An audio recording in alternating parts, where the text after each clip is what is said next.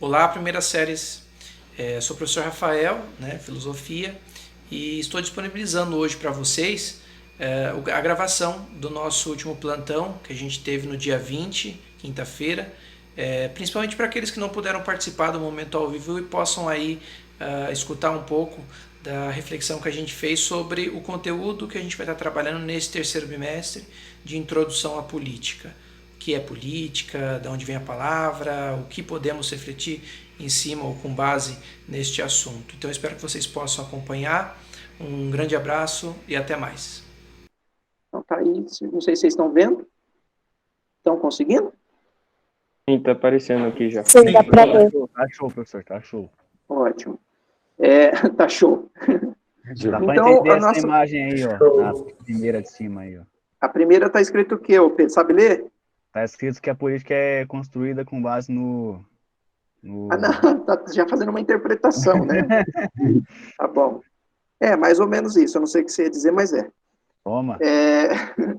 Mas assim, então o nosso foco nesse terceiro bimestre vai ser a questão da política. Nosso tema vai ser a questão da política, mas antes da gente ir direto para o assunto, né, que a gente vai trabalhar hoje, começar a trabalhar hoje, coloquei, como de praxe, como de costume, algumas informações importantes deste bimestre. Então, quando começamos o terceiro bimestre? Começamos já no dia 3 de agosto, tá? Há 2 semanas atrás. E vamos com o terceiro bimestre até o dia 16 de outubro, metade do mês de outubro, certo? É um pouquinho mais, 1 semana, 2 semanas quase a mais do que o segundo bimestre. Nós vamos ter 2 meses e meio de terceiro bimestre. Depois, outra coisa importante, que a gente reforça toda vez, é cansativo, muitos já estão cansados de escutar isso, mas é importante. Precisam se organizarem ou se reorganizarem na rotina de estudos de vocês. Estava falando na semana passada, que eu entrei nos plantões do Marcelo, com algumas turmas, e aí alguém me colocou exatamente isso. Mas às vezes não chega a atualização ou a notificação do aplicativo de postagem nova no celular. E isso acontece porque o aplicativo erra. Então, vocês, no caso, não podem ficar esperando e dependendo dessas notificações. Vocês já têm aquele cronograma de postagem no Google Sala de Aula, por toda semana igual, exatamente para vocês manterem uma rotina diária, né, todo dia, de acompanhamento. Então, vocês não precisam ficar esperando notificação no celular de quando o professor postou. Você pega aquele cronograma, você vai ver lá que segunda-feira tem lá filosofia, arte e não lembro qual que é a outra. Então, na hora que você levanta ou no final do dia, o horário é você que tem que se organizar da melhor maneira. Mas em algum momento do dia, você tem que entrar no Google Sala de Aula e se é na segunda-feira, não é entrar em todas as turmas de todas as matérias. Naquelas únicas 3 matérias que é a postagem do dia. Tá? E aí fazer isso todo dia de segunda a quinta, pelo menos, que são os dias das disciplinas regulares. Tá? Então, por exemplo, hoje, quem que posta hoje, vocês lembram? Sociologia, português e física. Pronto. Se não entraram ainda, o compromisso de vocês como estudantes nesse contexto de pandemia é esse. Chegou no final do dia, pelo menos, tem que entrar no Google Sala de Aula de Sociologia, de Português e de Física. Às vezes não tem nada, às vezes só tem um recado que o professor fez. Às vezes tem um texto que o professor colocou, às vezes tem um vídeo que o professor colocou, ou às vezes tem uma atividade que o professor também colocou lá. Vocês têm que entrar no final do dia, pelo menos nessas 3 matérias, e acompanhar. Não precisa entrar nas outras, porque nas outras, com certeza, os professores não postaram nada hoje. Esse cronograma também serve para nós. Então, por exemplo, hoje é quinta-feira. Mesmo que eu quisesse, mesmo que eu tivesse alguma coisa muito importante para mandar para vocês hoje, eu não posso entrar no Google Sala de Aula hoje e postar coisa para vocês. Porque o combinado e o cronograma é que eu poste para vocês segunda-feira. Exatamente para não confundir a cabeça de vocês, para não sobrecarregar vocês. Então, a gente já estabeleceu 3 matérias por dia por isso. Entenderam? Sim ou não? Respondam. Sim. Sim. Tá bom. Sim. Façam isso, gente, o meu como uma maneira de se tá aqui do meu organizar. lado já. Como é? O meu cronograma aqui, segunda, terça, quarta, quinta, eu já tenho tudo anotado aqui no caderninho, que fica sempre aberto para mim sempre chegar aqui que tem a matéria no dia. Sim, facilita. Assim, às vezes nem sempre a gente consegue ter um lugar para estudar, né? Claro. Isso é um problema também. Mas se vocês tiverem chances, super vale a pena de ter essa organização?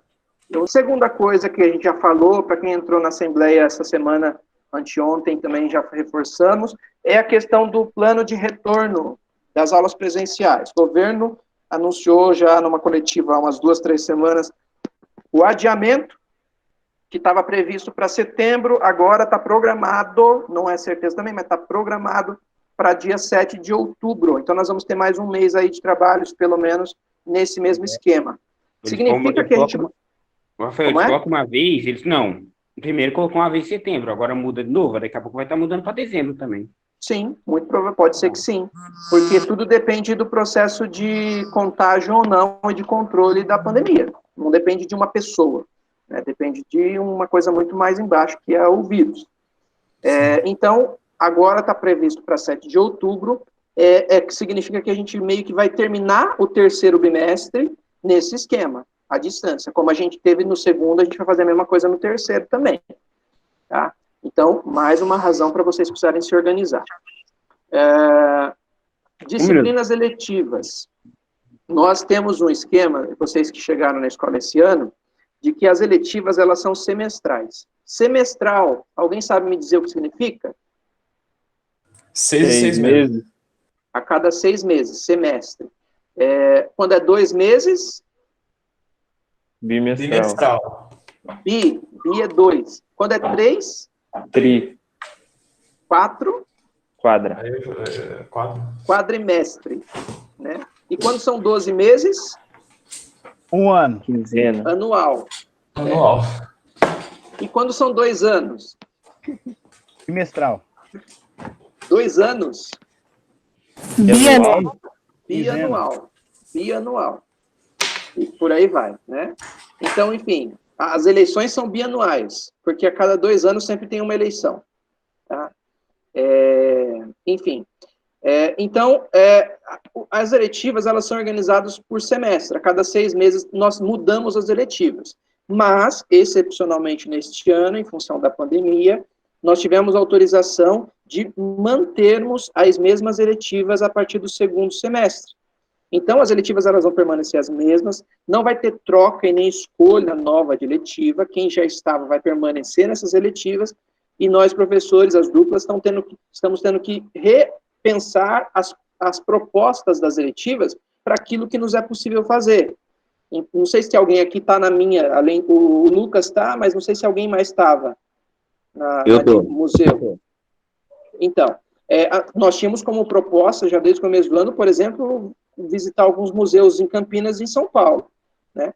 Claro que isso não vai ser mais possível esse ano, pode esquecer. Mesmo que a gente volte presencialmente para a escola, esse esquema de viagem, de junção de todo mundo dentro de um ônibus, isso não vai ser possível esse ano mais. Então, nós vamos ter que tirar isso do plano e repensar nas propostas. Mas as eletivas vão permanecer as mesmas. E no dia 31, não semana que vem, na outra segunda-feira, nós vamos ter como se fosse uma espécie de culminância. Culminância é tipo uma feira, uma mostra, que a gente fazia todo final de semestre com os resultados da eletiva. Todas as eletivas tinham que apresentar alguma coisa. Só que o que a gente aprendeu na eletiva também, Juan. Só que nesse contexto, o que a gente teve que fazer? A gente teve que simplificar essa culminância para alguma maneira mais simples. Então, a gente simplesmente está preparando alguns vídeos, cada eletiva está preparando um vídeo com alguns trabalhos que os professores pediram que os alunos fizessem, e nós vamos postar esses vídeos no dia 31 no Facebook da escola como culminância das eletivas. Então, a nossa culminância vai ser simbólica do primeiro semestre, vai ser basicamente esse vídeo apresentando aquilo que foi possível de ser feito no primeiro semestre nas disciplinas eletivas. Então, no dia 31, a gente vai postar esses vídeos para vocês verem. Tá? E a gente vai continuar agora, no segundo semestre, repensando as propostas. Então, já estou falando com a professora Alessandra, por exemplo, que a gente vai marcar um dia. As eletivas, gente, a gente não vai também postar toda semana material para vocês, que nem a gente faz nas matérias regulares. As eletivas a gente vai postar a cada 15 dias, a cada mês, por exemplo, uma postagem por mês, tá? No Google Sala de Aula. E aí eu estou falando para a Alessandra que para setembro, talvez, ao invés da gente postar no Google Sala de Aula nosso da eletiva, a gente vai marcar um plantão de Meet com vocês numa sexta-feira, E a gente vai fazer um tour virtual, um passeio virtual por algum museu de São Paulo, que isso é possível de ser feito. A gente discute um pouco daquilo que a gente vê nesse passeio virtual, aí, entre aspas. Tá bom? Beleza, professor. Até o joinha. Tá. Depois, Assembleia Escolar nós já tivemos na terça-feira. Quem participou aí escutou algumas coisas, a gente discutiu algumas coisas e tal. Surgiu a possibilidade da gente pensar talvez um sarau virtual, né, como uma ideia que a gente já vinha trazendo há um tempo. Vamos ver como que a gente consegue organizar isso. Hoje, dia 20, quinta-feira, às 7 horas da noite, 19 horas, nós vamos ter reunião de pais, tá? Os professores tutores, se não mandaram ainda, vão mandar. No meu caso, eu ainda não mandei, vou mandar depois do plantão de agora com vocês, o código do Google Sala de Aula, do Meet, para que os pais entrem. E vocês também, tá? Acho que é importante que vocês acompanhem também a reunião de pais, às 19 horas, com todo mundo da escola junto. Não vai ser reunião separado por sala, não. Vai ser todo mundo na mesma reunião. Tá? Então, avisem os pais de vocês aí, acho que é importante, para a gente esclarecer dúvidas, inclusive. E a reorganização dos horários dos plantões, eu imagino que para vocês não mudou, permaneceu a mesma coisa, as quintas-feiras é o dia de agendamento com vocês. Hoje, por exemplo, só eu que agendei, por isso que vocês não tiveram plantão 1h da tarde. E eu não ia fazer, na verdade, plantão essa semana com nenhuma série, mas eu achei melhor adiantar, porque eu conversando com a professora Adriana, de História, ela já expressou que ela vai querer fazer um plantão com vocês na primeira semana de setembro, na semana do dia 31 de agosto, que é segunda-feira, e depois começa setembro. Então, para não conflitar, para não somar muita coisa na mesma semana, nesses horários de agendamento, então eu adiantei o meu, de filosofia, e aí na primeira semana de setembro ela vai fazer de história. E, claro, terça e quarta, os plantões que você já tem todas as semanas. Beleza? Beleza. Beleza. Eu não coloquei... Alguém ia falar? Eu ia falar uma coisa. Falando sobre a matéria, a gente vai ver filosofia política agora, né? Isso. Agora também com a Adriana, a gente está entrando em Grécia Antiga. Democracia ateniense. Eu falei com ela sobre isso, inclusive uma vai complementar a outra. Exatamente. Mas antes da gente chegar nisso, eu não coloquei na programação, mas saiu hoje, publicado em Diário Oficial, a gente não estava falando muito porque não tinha ainda garantia, mas saiu hoje, publicado em Diário Oficial, a Semana do Desplugar, tá? Que é uma semana do saco cheio que o secretário anunciou, e ela vai ser semana que vem, certo? Então, assim, amanhã, talvez vocês ainda tenham postagem de projeto de vida, de tecnologia, enfim, não sei, da parte diversificada, né? E também tem as videoaulas no centro de mídia. Deu amanhã, 6 horas, sextou, galera. Sextou. E aí, o sextar é por 9 dias seguidos, porque na semana que vem, nós não vamos ter nem aulas no centro de mídia, nem postagem no Google Sala de Aula, nem plantão ao vivo, não vai ter nada. Semana que vem é a semana de descanso, certo? Mas acontece assim, essa semana, nós já começamos o terceiro bimestre, já começamos a postar tarefas. Eu mesmo postei a primeira atividade para nota segunda-feira para vocês. Então, assim, se não deram conta, se não se organizaram, se não fizeram as coisas essa semana, tem prazos que é até semana que vem, então tem que fazer, tá? Mas aí, é por isso que a gente fala, se você acompanha direitinho, mantém a rotina de estudos, da maneira que for possível, mas mantém, não deixa acumular, e aí quando tem tempo para descansar, é para descansar de verdade.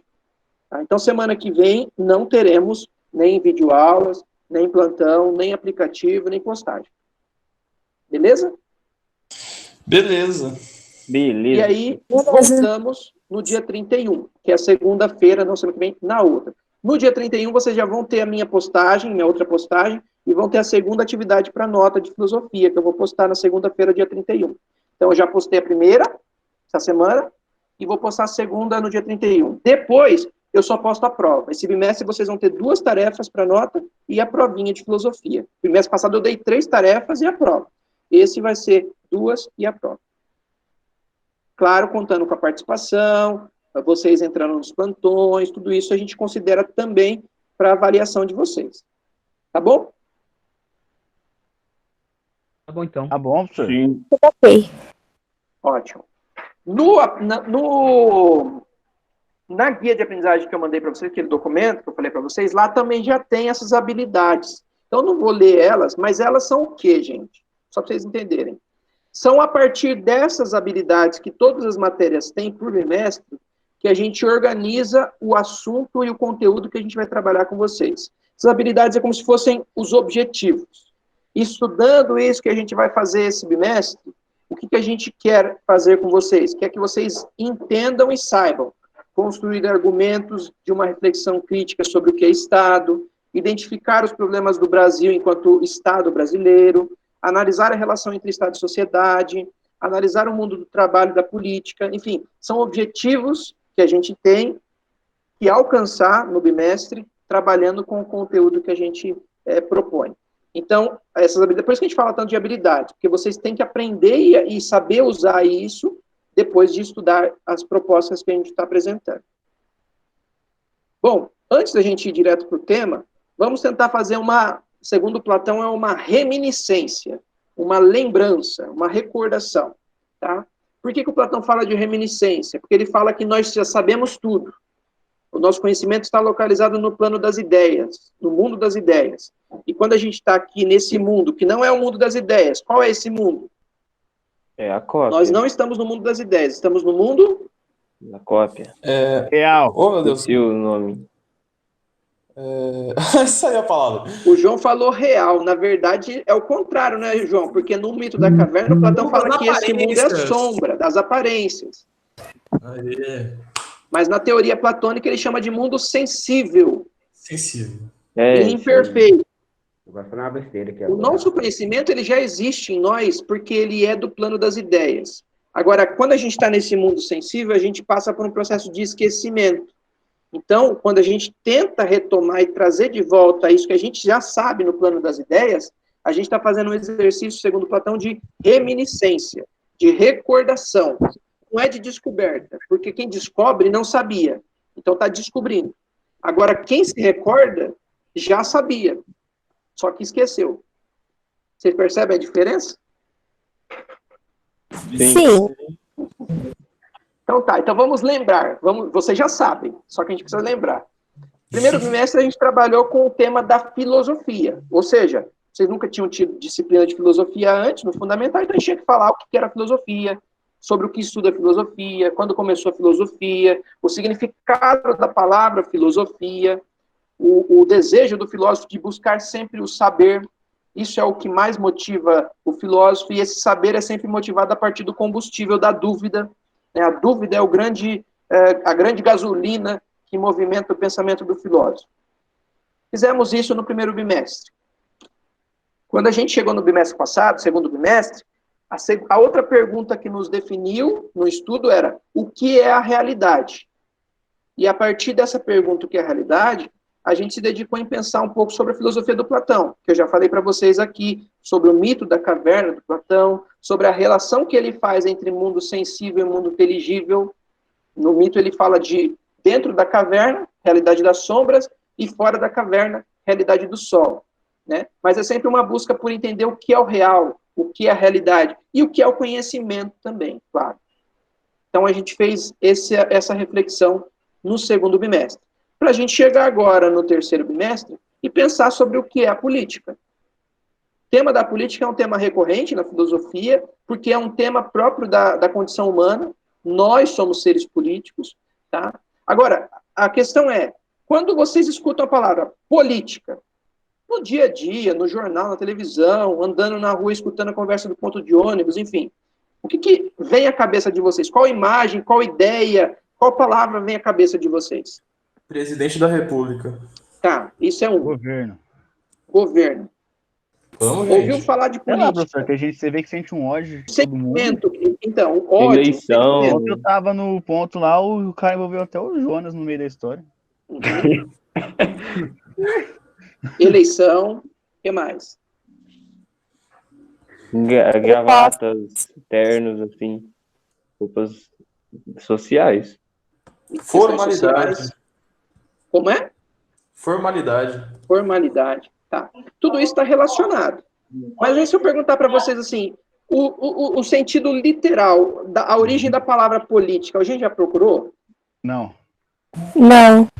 Nunca. Tá. Então a pergunta que nós começamos é: o que é política? E aí é um problema, porque para pessoas ignorantes, e entendam, vocês sabem o significado da palavra ignorante? Sim. No caso, Eu tive uma aluna uma vez, alguns anos atrás, que aí, às vezes eu sou um pouco irônico, né? Vocês já puderam perceber. E aí, às vezes eu dou algumas respostas um pouco irônicas.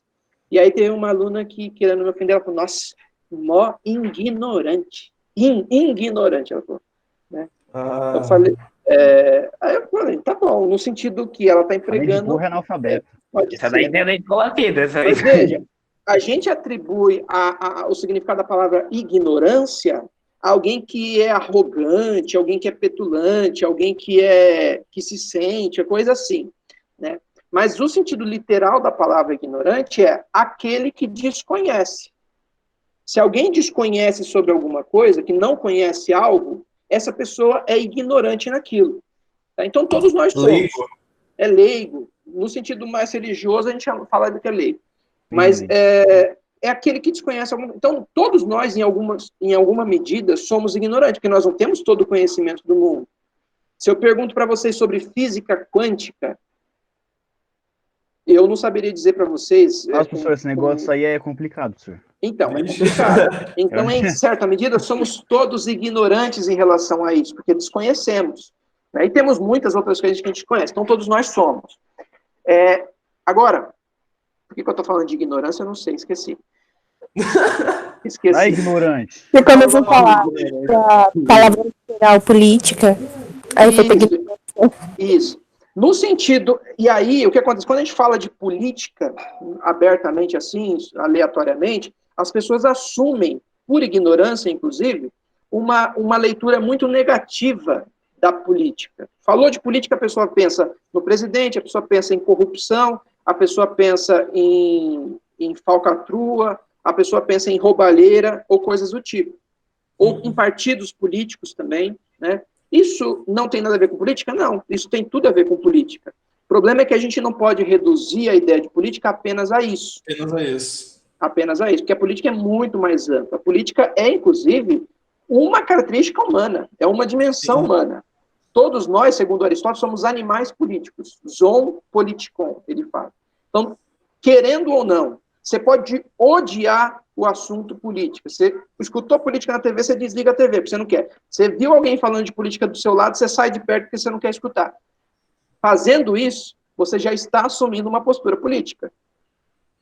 Então, não tem como a gente se desvirtuar do tema. Se a gente procurar no dicionário, eu coloquei algumas definições que tem aí. Tá? Então, primeira, arte e ciência de organização e administração de um Estado, de uma sociedade, de uma instituição. Então, política está relacionado com organização e administração de um Estado, sociedade e instituição. Aí já tem 3 conceitos que a gente tem que saber o que significa, que são diferentes. Estado é uma coisa, sociedade tem um outro sentido, instituição tem outro sentido, governo tem um outro sentido, enfim. Então, são conceitos que a gente vai ter que entender esse bimestre. Política é o conjunto de fatos, processos, conceitos que envolvem e organizam, regem uma sociedade, Estado e instituições.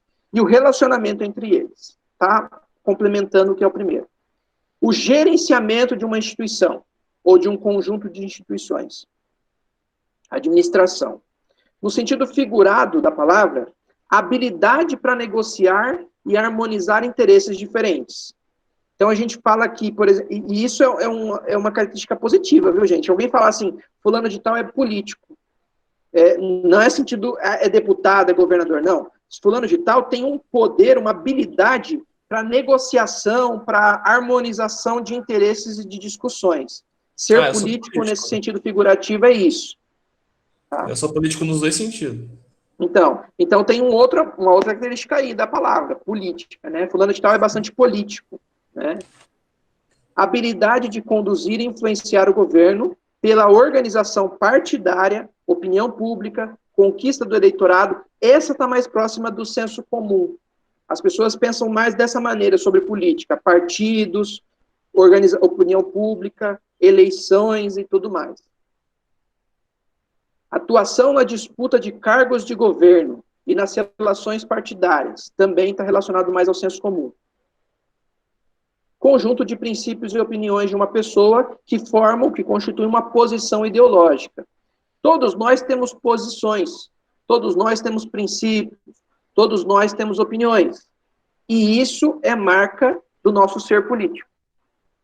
Por isso que a gente não consegue não ser político. Consegue entender? Sim. Sim. Não é difícil. Não é difícil. Rafael, Mais ou menos. Pode falar. eu e a Ellen, acho que é essa Ellen, pelo menos, é que às vezes eu me confundo porque não tô vendo ninguém aqui, né? Mas a gente participou no passado de um negócio que tem aqui na Câmara Municipal de Campinas, que é o projeto Parlamento Jovem. E fora a política de Estado e tal, que a gente aprende, projetos de lei e tal, a gente também aprende um pouco de, tipo, da palavra política, que, pensando por um lado mais assim da sociedade e tal, a gente... Oh, meu Deus, fugiu a palavra.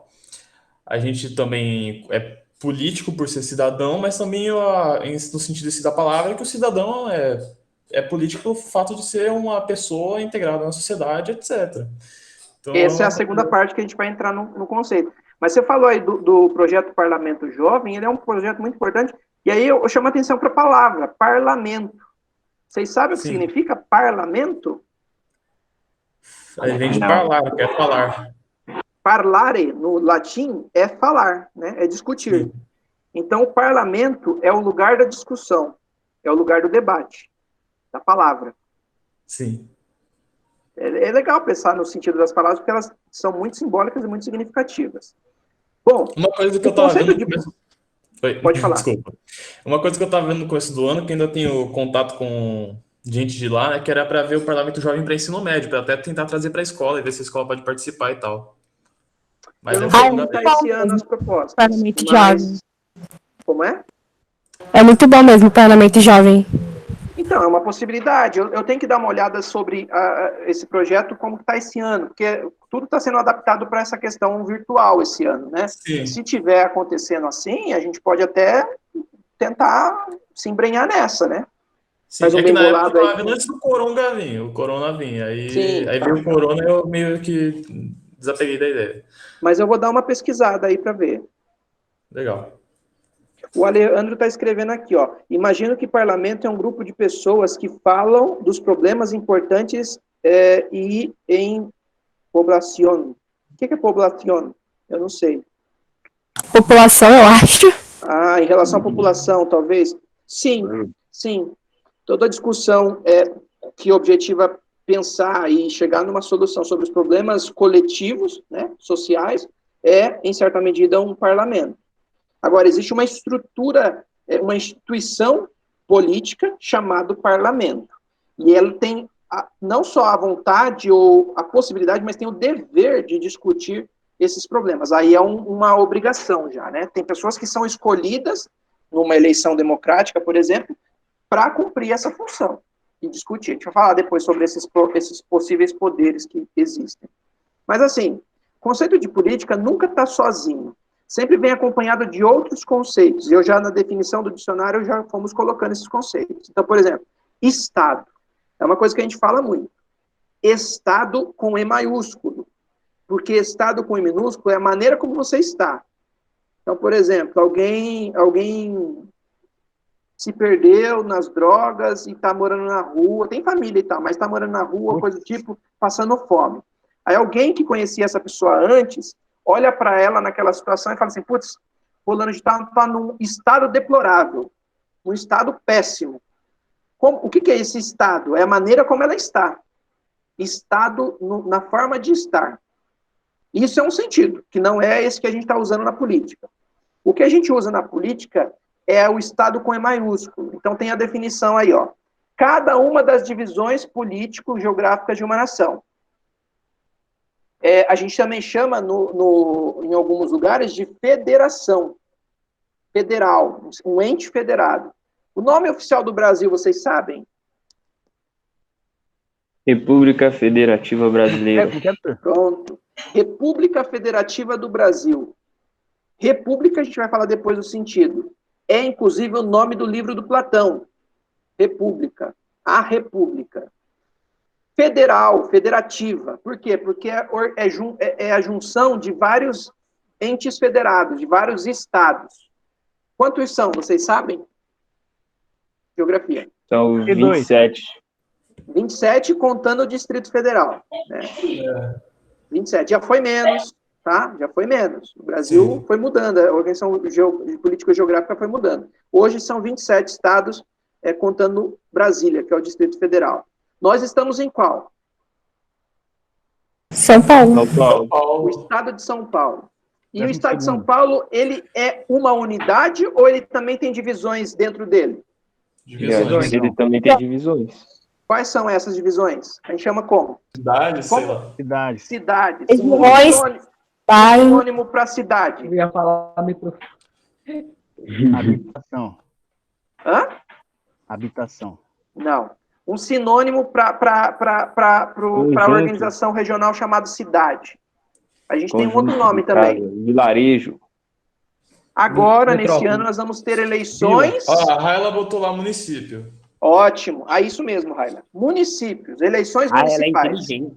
Cidade são municípios. Vocês sabem quantos municípios tem o estado de São Paulo? 32. Hã? 32. Vocês têm noção de quantos municípios tem o estado de São Paulo? Não, senhor. Não muita.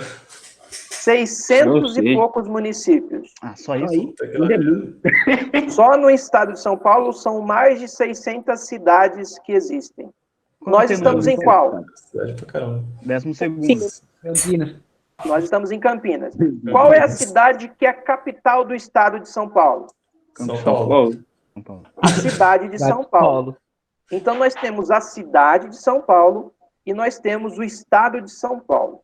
Quem nasce na cidade de São Paulo Eu sou paulino. É Paulista. Paulista. Paulista. é paulistano. Paulistano. E quem nasce no estado de São Paulo É o paulista. é paulista. Vocês são paulistas ou paulistanos? Paulista. Vocês são paulistas ou paulistanos? Paulista. Paulista. Quem nasce na cidade de São Paulo é paulistano. Quem nasce no estado de São Paulo é paulista. A questão é entender que o Brasil é formado por estados. Existem leis, existem regras para o país, existem leis, existem regras para o estado, existem leis, existem regras específicas de uma cidade. Então, nós temos essa organização do Brasil em 3 esferas que a gente fala.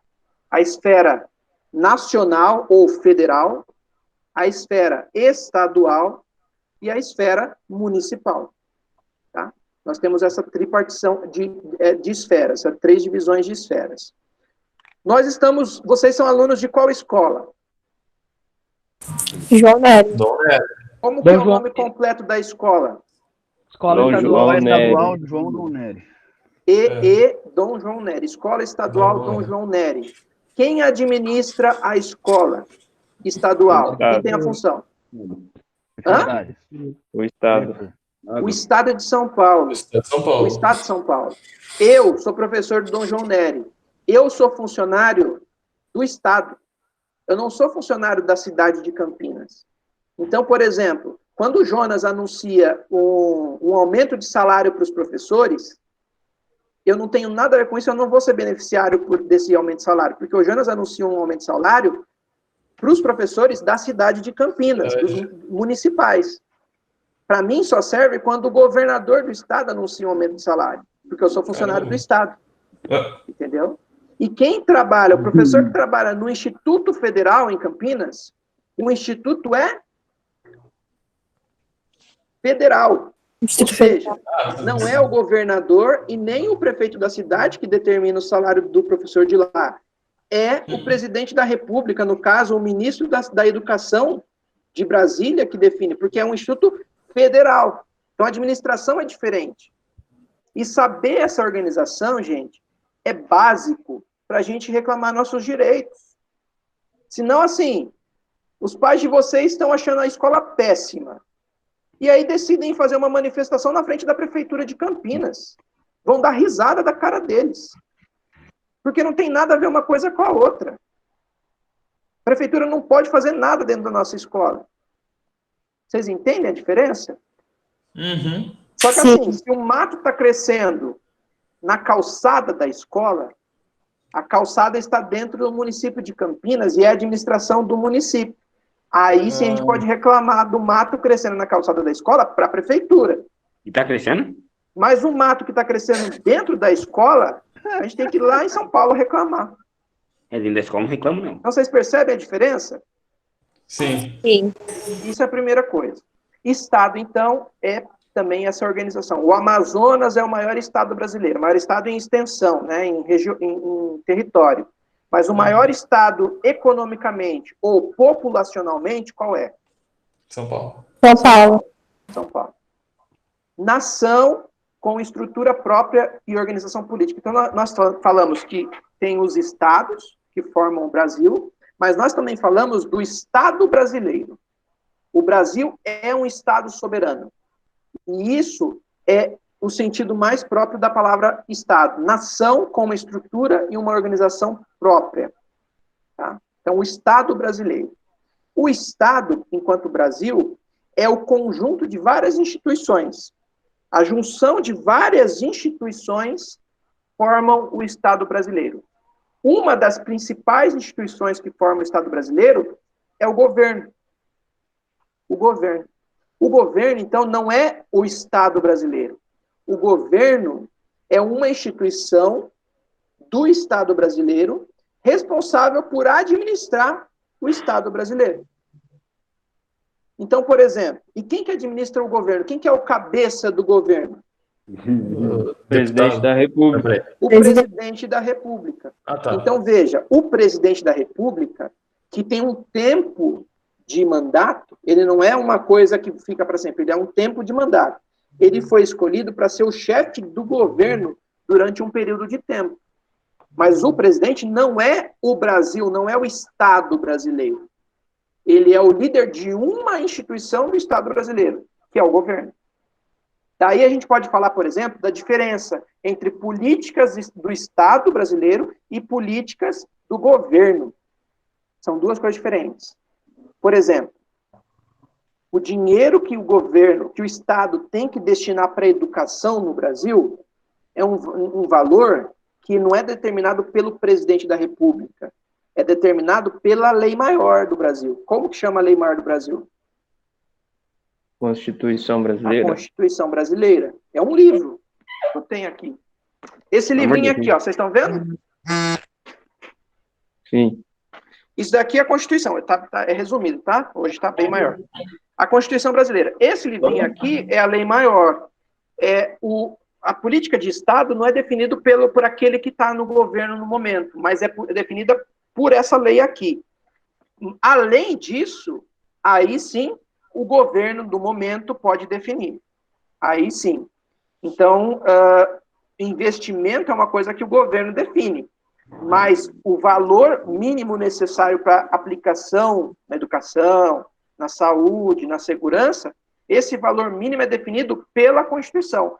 Não importa quem quer que entre como governo, não importa o nome da pessoa, isso já está definido. Então essa é uma diferença entre Estado e governo. Tá? Além do governo, nós temos outras instituições que formam o Estado brasileiro. O Congresso, as Forças Armadas, o Poder Judiciário, todas essas instituições fazem parte daquilo que a gente chama máquina administrativa do Estado. Tá bom? Tá bom.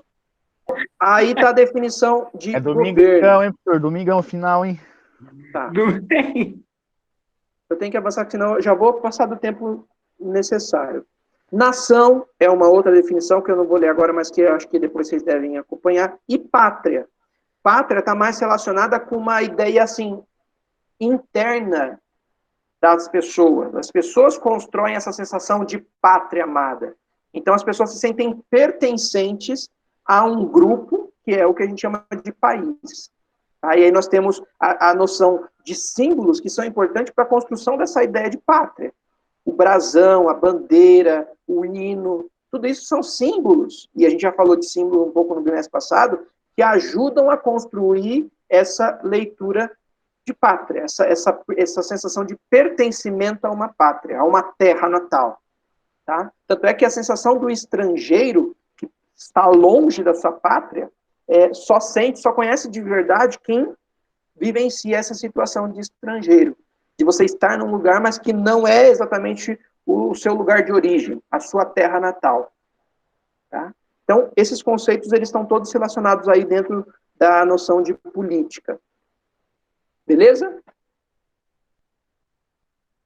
Beleza. Falei, mas a gente não chegou na palavra política.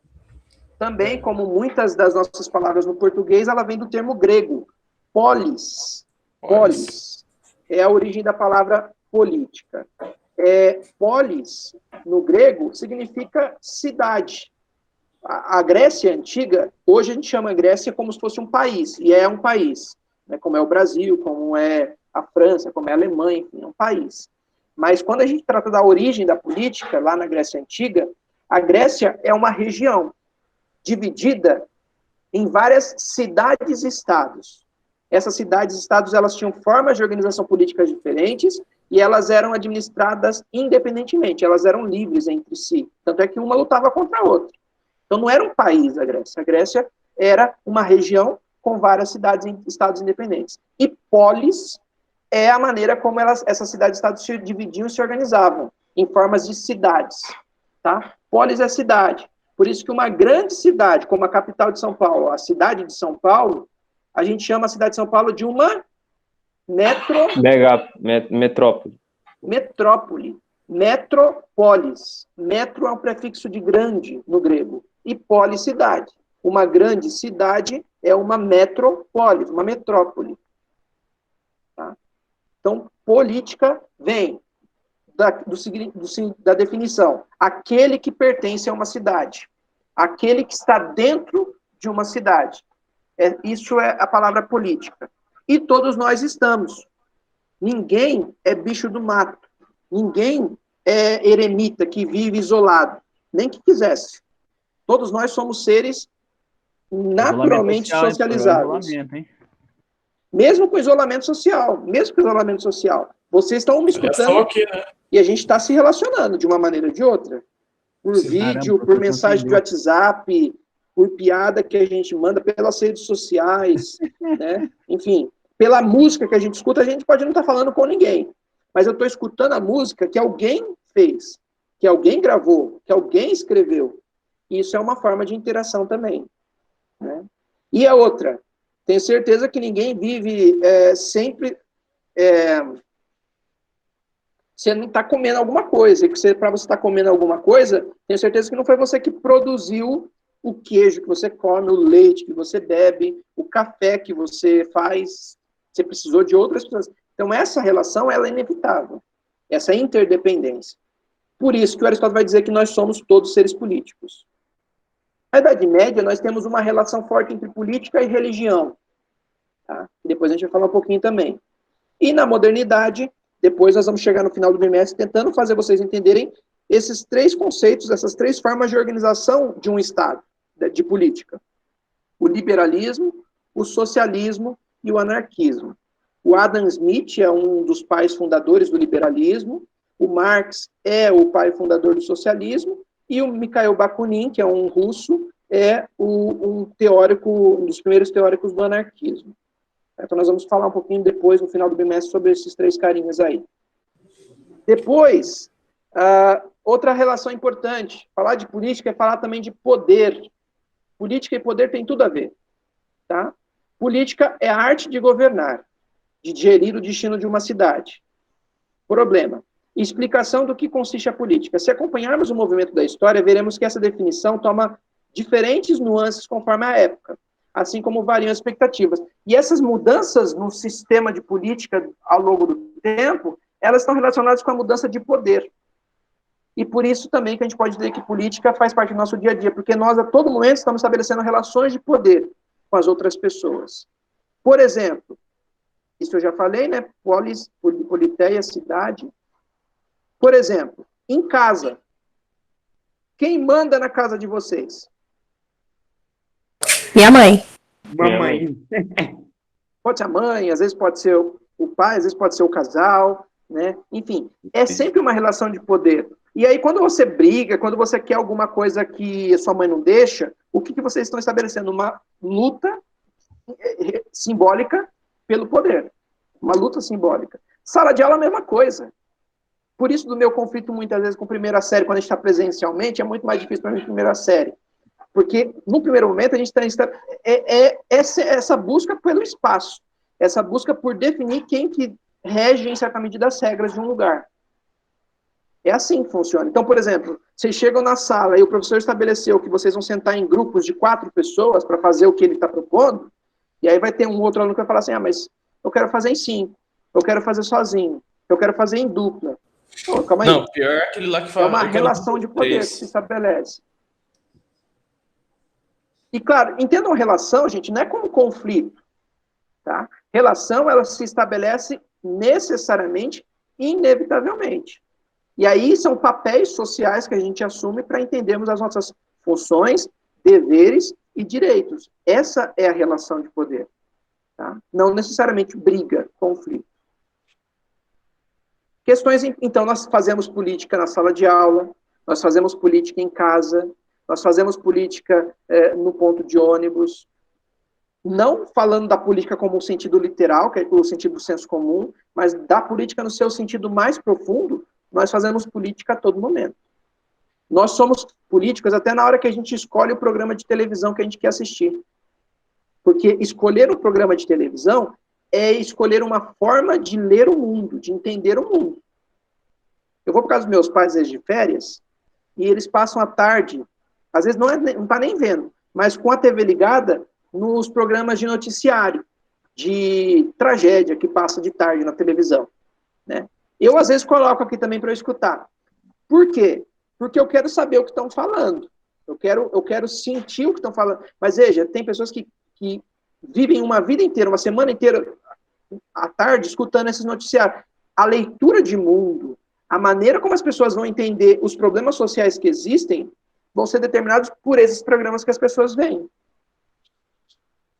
E não pela leitura que poderiam ter ou coisa do tipo. Então, o escolher um programa de televisão, o escolher um livro, o escolher um filme que você vai assistir, é também uma escolha política. Mesmo que a gente não perceba. Outro conceito importante, já vou terminar, tá, gente? Já passei 10 minutos, eu sei. É a ideia de legitimidade. Tá? O que é uma coisa legítima? Alguém sabe me dizer? Verdadeira. É algo que está dentro da lei. Pode ser também, reconhecido pela lei, legal. Alguém disse verdadeira, também, está relacionado. Legítimo é aquilo que é autorizado, que é certo, que é legal, que é verdadeiro. O poder, ele também passa por esse processo de legitimação. Por que eu devo aceitar o presidente da República atual como presidente do país? Porque houve uma votação democrática e existe uma lei. Houve um processo legítimo que fez ele se tornar presidente.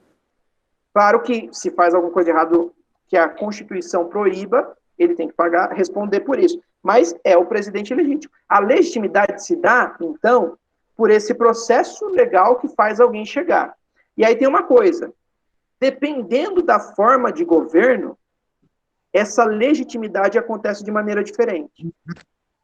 Por exemplo, numa monarquia, o que é uma monarquia? Quem que é o líder de uma monarquia? O rei. O rei. Como que se transfere legalmente o poder de um rei para o outro? Pela família. Com a morte de um, o próximo da família, o herdeiro. Coisa. Depende. Se o rei não tiver filho, é provável que o título vai passar por irmão dele, ou se não tiver irmão, sobrinho, alguma coisa assim. Parente. Se não tiver, um parente. Então, depende da forma de monarquia, porque nós tivemos várias formas de monarquia no mundo. A inglesa, por exemplo, que é a que perdura ainda, né, simbolicamente, porque a rainha não tem tanto poder político assim para definir as coisas na Inglaterra, mas é a rainha, é um poder, a gente fala, é uma transmissão por hereditariedade, o filho mais velho. Né? No primeiro momento até tinha uma questão aí do filho mais velho, homem, mas depois disso as monarquias mudaram um pouco, e aí o filho mais velho. Então é uma transmissão pela descendência, por laços sanguíneos, tá? Isso numa monarquia, é quase sempre assim, por transmissão. Não importa se é bonito, se é feio, se é gordo, se é magro, se é capaz ou se não é capaz. Claro que o jogo político, a luta pelo poder sempre existe, mas a transmissão numa monarquia é pela descendência, né? Numa aristocracia guerreira, como era, por exemplo, a cidade de Esparta, aristocracia guerreira. Aristocracia é o governo dos melhores, tá? E numa aristocracia guerreira, melhor guerreiro. o melhor guerreiro, O melhor é o mais forte. É o mais forte. E no Brasil, nós temos um sistema Democrático. Então, como que se dá a legitimidade? Por votação. Por eleições. Por eleições. Mas veja, em todas essas formas de governo, não importa qual seja, pode ser por transmissão da hereditariedade, pode ser por ser o mais forte, ou se fosse uma aristocracia no sentido literal, o mais rico, né? Pode ser por eleição. Em todas elas, tem uma coisa que garante a legitimidade do poder: a aceitação dos governados. É só pela aceitação daqueles que vão ser governados que aquele que vai governar, de fato, vai conseguir governar legitimamente. Os governados precisam aceitar isso. Agora, como que eu faço esses governados aceitarem? Isso é o que difere um governo do outro. Certo? Na monarquia, os governados aceitam porque reconhecem que o meu tipo de descendência familiar é legítima para governar.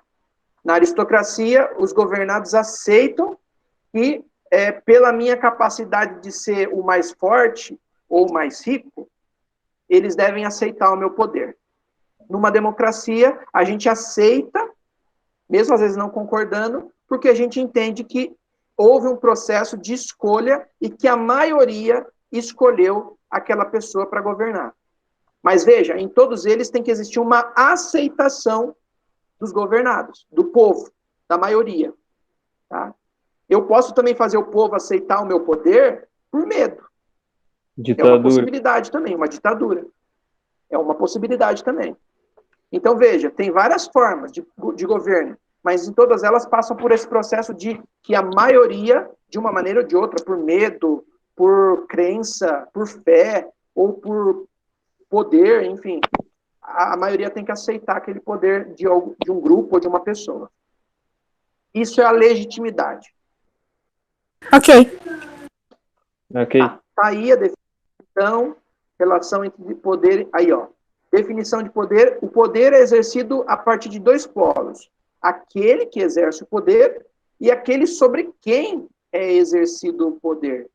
Né? Então tem que existir o que manda e o que aceita essa ordem, esse mando. Por exemplo, eu até dou o exemplo, a questão da legitimidade na sala de aula. Né? Eu até brincava com o pessoal, falava assim, eu posso chegar numa sala de aula no começo do ano e cascar a cuia, descer as regras e dizer ali que eu mando e que quem determina as coisas sou eu como professor, ou coisa do tipo. Né? E eu posso criar um clima em que os alunos se sintam quase que obrigados a aceitar aquilo. Mas veja, se não existir uma aceitação do coletivo, eu não exerço um poder legítimo de ser o professor, de dar a aula. E porque eu vou ficar falando durante 2 horas e ninguém vai estar nem aí, ninguém vai aceitar isso que eu estou dizendo. Por quê? Porque não há uma legitimidade daquela minha função para aqueles alunos. Tá? Um outro ponto que legitima a minha aula, a ideia de que eu estudei para isso. Né? Então, se o professor não estudou para aquilo, ele não tem legitimidade para ensinar aquilo. Né? Nem legalmente e nem nas relações com os alunos. Então, uma coisa que é importante, por exemplo, a minha função de professor, é vocês se conhecerem que não é que o professor é melhor, não, mas que o professor tem um estudo diferente de vocês e que, por isso, consegue tentar ensinar um pouco daquilo que ele estudou. Isso é importante. É o que legitima a função do professor. Vocês percebem essa diferença? Essa questão? Sim. Sim. Tá. Para o exercício do poder, precisa da força, que é um instrumento para o exercício do poder. A força ela é empregada pelo medo ou pela consciência, enfim. Nós temos várias maneiras de empregar a força. Tá? Qual que é o poder, o braço que tem um poder de força física do Estado? Qual é a instituição que exerce essa força física por parte do Estado? Do Estado. O Estado, por exemplo, o Estado cria a lei e determina que as pessoas devem agir de tal maneira. Só que aí não tem essa legitimidade, as pessoas não aceitam isso. Qual que é uma outra possibilidade do Estado fazer cumprir a lei? A polícia. Então, a polícia é um instrumento para o exercício do poder do Estado também. A justiça é um instrumento para o Estado conseguir exercer o seu poder. A educação também. A educação, na verdade, deveria ser a principal instrumento para o Estado exercer a sua força. Porque se o Estado usasse da educação para fazer isso, ele não precisaria usar da polícia e nem da justiça.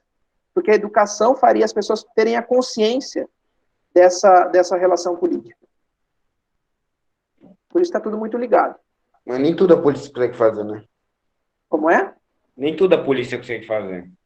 Nem toda a polícia e nem todo o processo educativo consegue fazer.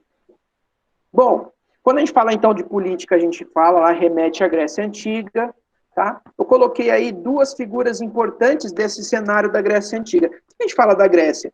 Porque, principalmente de Atenas. Porque Atenas, gente, foi a primeira democracia que surge no mundo. Primeira forma de governo em que o povo deviam e podiam dizer e discutir e escolher os destinos da cidade é em Atenas. Isso em mais ou menos 450 a.C. Tá? Então, a primeira democracia. Claro que tem todas as características de diferenças com a democracia hoje. A gente costumava falar que a diferença principal é que a democracia de Atenas é uma democracia direta e a nossa é uma democracia indireta. Qual que é a diferença dessa? Democracia direta e indireta. Por que a nossa é indireta? Eu dessa parte aí, caramba. Por exemplo, eu sou professor do Estado. Vocês, todos nós que fazemos parte da democracia no Brasil, opinamos para definir qual é o valor de um professor do Estado, o valor de salário de um professor do Estado? Não. Não. Infelizmente não, porque senão eu falaria que seria maior o salário, deveria ser maior o salário. Não decidimos isso. Mas nós decidimos o quê? Nós decidimos quais pessoas iriam decidir sobre isso. Que são os políticos. Os políticos são representantes, em tese, do poder do povo. O poder é do povo. Isso é a primeira frase da Constituição. O poder emana do povo. Mas, nós, usando esse poder, escolhemos pessoas como representantes para tomarem essas decisões políticas. Por isso que é uma democracia representativa, indireta. Em Atenas, não era assim. Em Atenas, todos os cidadãos se juntavam na praça pública, chamava Ágora, a praça pública, para discutirem e decidirem as regras e a forma de funcionamento da cidade. Todos os cidadãos discutiam isso. Só que nós temos que entender, mas por que a gente não faz isso hoje, então? Porque, veja, nós temos uma realidade de uma cidade, com uma população pequena, e aí nós temos uma outra coisa. Quem é considerado cidadão? No Brasil, hoje, quem tem o direito de cidadão? São os maiores de 18 anos. Maior de 19? Todos são considerados cidadãos. Claro que existem funções que só o cidadão maior de idade tem. Mas todos, a criança, inclusive, é cidadã. Por isso que ela tem direitos, que têm que ser garantidos. Nós tivemos o caso aí da situação de estupro, da menina desde os 6 anos até agora os 10 anos, tá super falado, né? E um dos direitos que a Constituição determina é que, em casos de abuso, violência ou qualquer tipo de crime contra uma menor, o direito à privacidade do nome e da garantia de segurança dessa criança é obrigação do Estado. Por isso da briga agora com aquela bendita que, num vídeo, colocou na rede social um vídeo falando o o nome do hospital e o nome da criança. Isso é crime. Por quê? Porque a criança tem direito. E um dos direitos é o direito da privacidade, nesse caso específico. Então, todo mundo no Brasil é assumido como cidadão. Todo mundo E, tem uma em tese, claro, privacidade. com funções diferentes, regras diferentes, mas todos são cidadãos. Na Atenas antiga, todo mundo era cidadão, menos mulheres, escravos, crianças. Tirava isso. Mulheres, escravos, crianças. E tem um quarto grupo, os estrangeiros. Então, quem não nascia em Atenas e não tinha pais atenienses, também não era cidadão. Então, quando você pegava toda a população de Atenas e tirava todas as pessoas que faziam parte desses 4 grupos, sobrava aí 30% da população de Atenas como cidadão. Então, lógico que nesse grupo menor era mais fácil de eles discutirem e decidirem as coisas. Agora, pensa no Brasil, 210 milhões de habitantes. Como que nós definiríamos a lei tendo que escutar todo mundo? Seria possível? Possível até que seria, mas levaria muito tempo para Vou dar escutar. um exemplo. Quem está falando? Eu, Ellen. A Ellen. Ellen, às vezes, na sala de aula, com 40 alunos, 35 alunos, para vocês, quando chegarem no 9º ano, chegar no 3º ano do médio, decidirem qual a cor e qual o desenho da camisa de formatura de vocês vai ter, às vezes, com 30 alunos, 35, vocês não chegam num consenso. Isso Não, tem. Ô, Rafael, eu ano passado eu estava numa turma de 4 alunos, né? E chegaram no consenso? Então, levou um mês para chegar num consenso. Aí agora você pensa num país inteiro e para definir todos os tipos de lei. Não dá. Por isso que a possibilidade foi a democracia representativa, né? E naquele contexto de Atenas, sim, mas veja, excluindo esses grupos de pessoas que não eram tidos como cidadãos. Tá? Quem começa esse processo de democracia em Atenas? Os chamados legisladores. O que significa legislar? Alguém sabe? Não. Criar leis? Criar leis, pensar e criar leis. Legislar é isso. Por isso que no Brasil nós temos um poder. Um dos poderes é o poder Legislativo. que tem como função Criar as leis. Criar e estudar as leis. criar as leis. Ou seja, não é um juiz que cria a lei no país. O juiz tem que cumprir a lei, fazer cumprir a lei. Mas a lei não é criada pelo juiz, a lei é criada pelos legisladores. Tá? Então, em Atenas começou isso também. Nós temos 3 nomes importantes de caras que ajudaram nesse processo de organização da legislação ateniense. Drácon, Solon e Clístenes.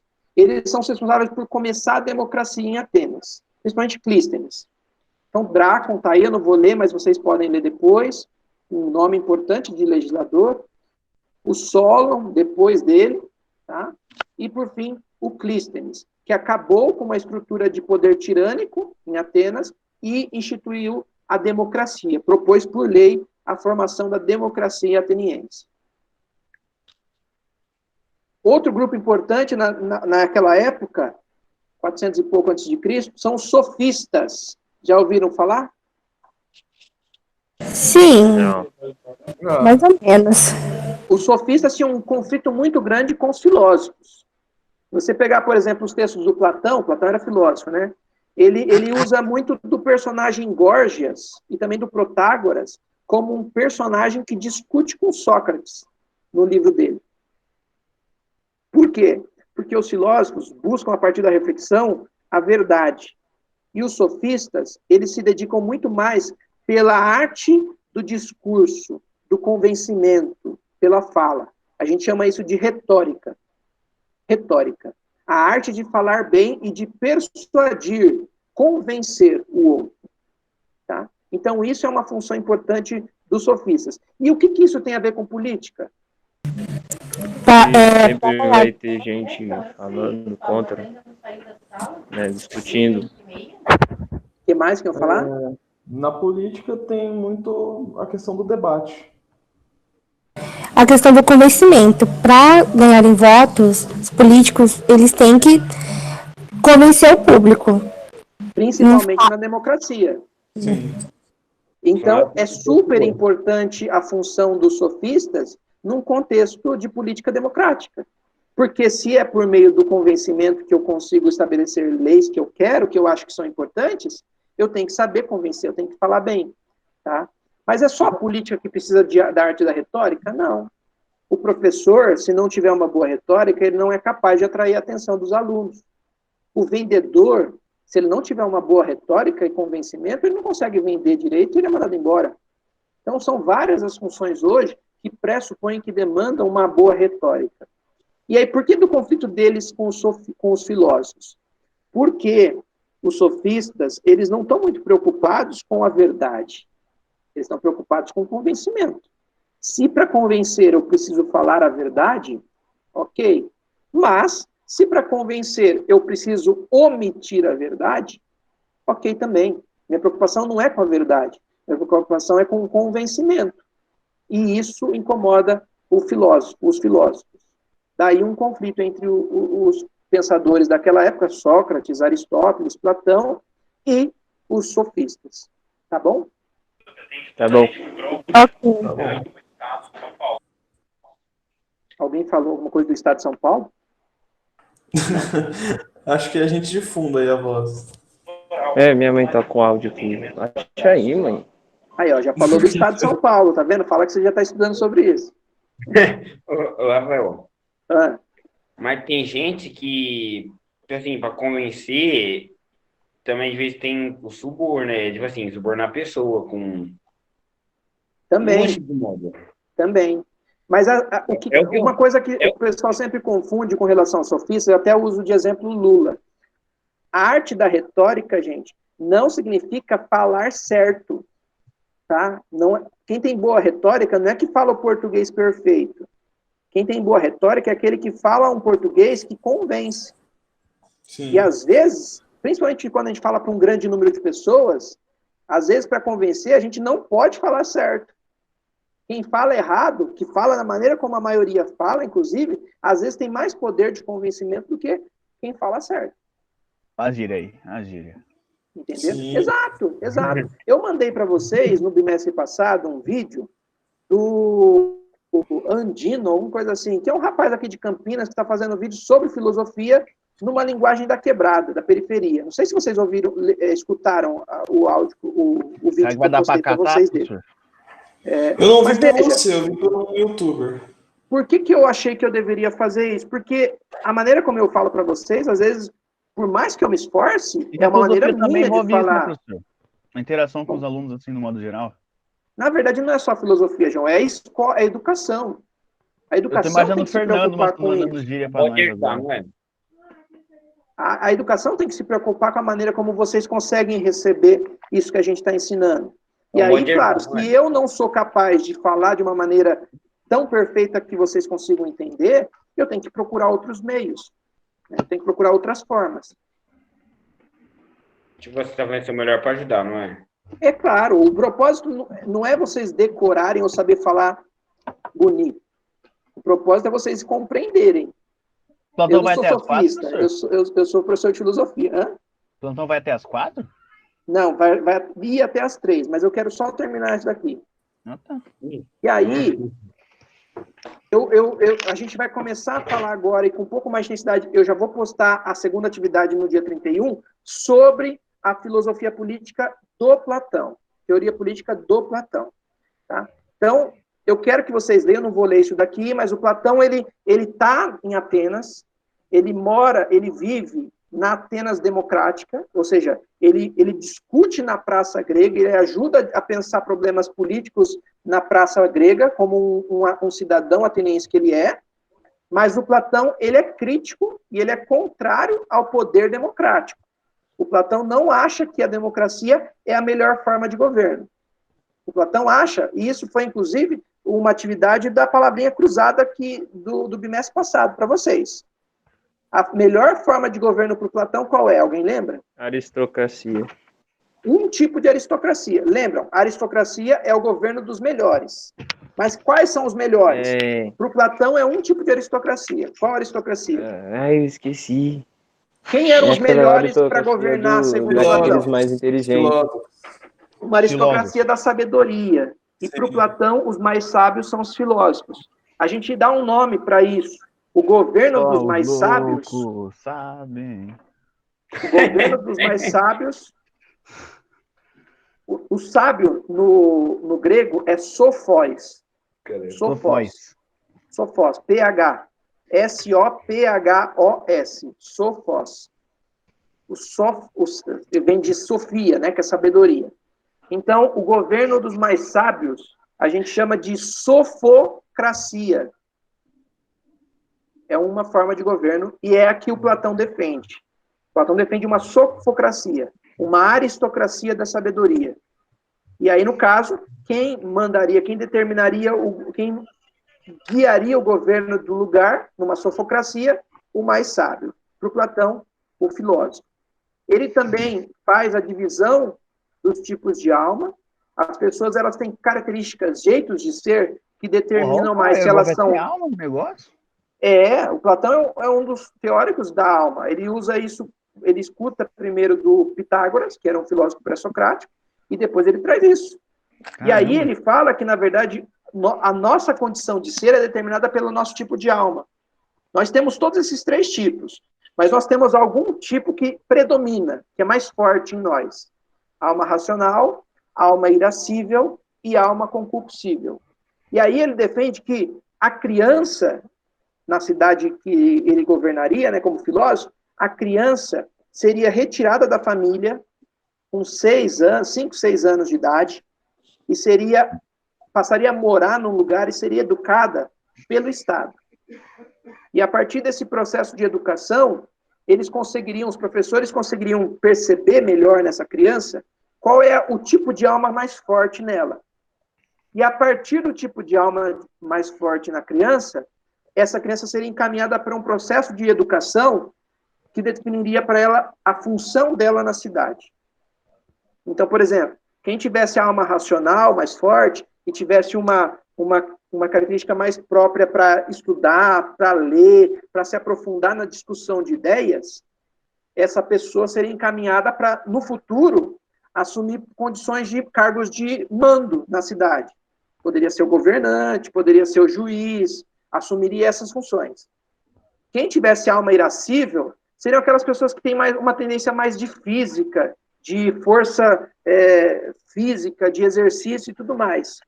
E aí, essa pessoa depois seria encaminhada para assumir as condições de segurança da cidade. Faria parte do exército, seriam os guerreiros.